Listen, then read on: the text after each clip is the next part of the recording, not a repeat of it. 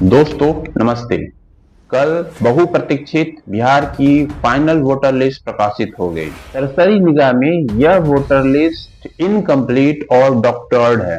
जैसा कि कंसर्न लोगों का मानना था, बिहार एसआईआर चुनाव में धांधली के लिए एक और टूल किट है, सही साबित हुई। दोस्तों, फाइनल वोटर लिस्ट के बारे में कहूंगा, यह नई बोतल में पुरानी शराब है। Old wine in new bottle. अपने शॉर्ट वीडियोस में मैं शुरू से ही बता रहा था कैसे एसआईआर के जरिए एक फेक नैरेटिव बनाकर कैसे फर्जीवाड़ा किया जा रहा है। मैं कुछ सबूत आप लोगों को दिखाने और बताने जा रहा हूं। मेरे भाईजान जो पिछले 30 साल से मतदाता रहे हैं, उनका नाम वोटर लिस्ट से गायब है।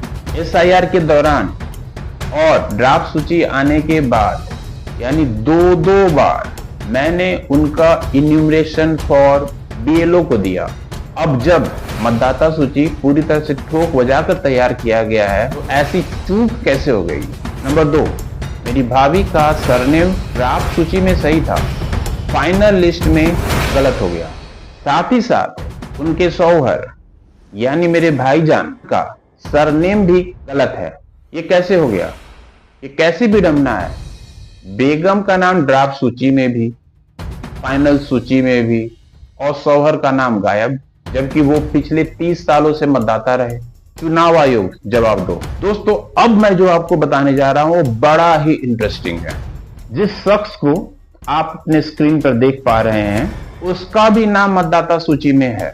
तो ये इंटरेस्टिंग इसलिए है क्योंकि इस शख्स ने अपना इन्यूमरेशन फॉर्म यानी गणना पत्र भरा नहीं, ना परिवार के किसी और सदस्य ने भरा। फिर मतदाता सूची में नाम कैसे आ गया? चुनाव आयोग जवाब दो। मेरा फॉर्म मुझे दिखाया जाए। दिनेश कुमार जी, ऐसे कितने लोग हैं जिनका फॉर्म बीएलओ ने खुद ही भरा? जवाब दें।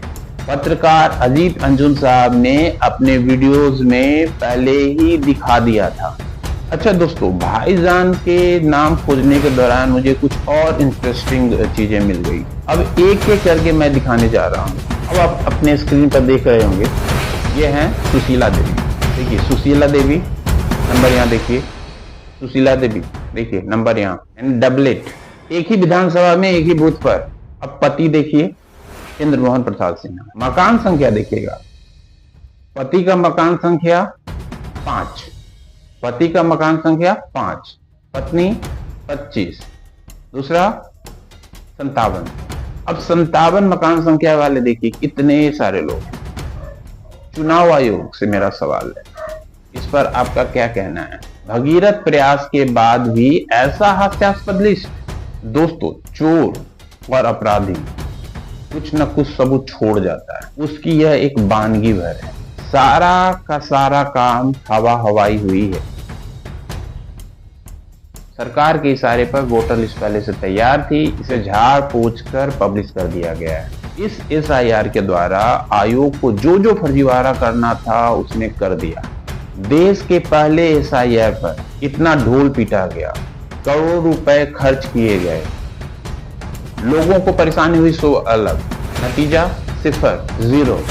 जब ज्यादातर बीएलओ ने घर घर जाकर विजिट ही नहीं किया, तो ये कैसा एसआईआर? अब सुप्रीम कोर्ट में अगले सुनवाई पर निगाह रहेगी। ऐसे अब उम्मीद करना बेवकूफी है। सब कंप्रोमाइज।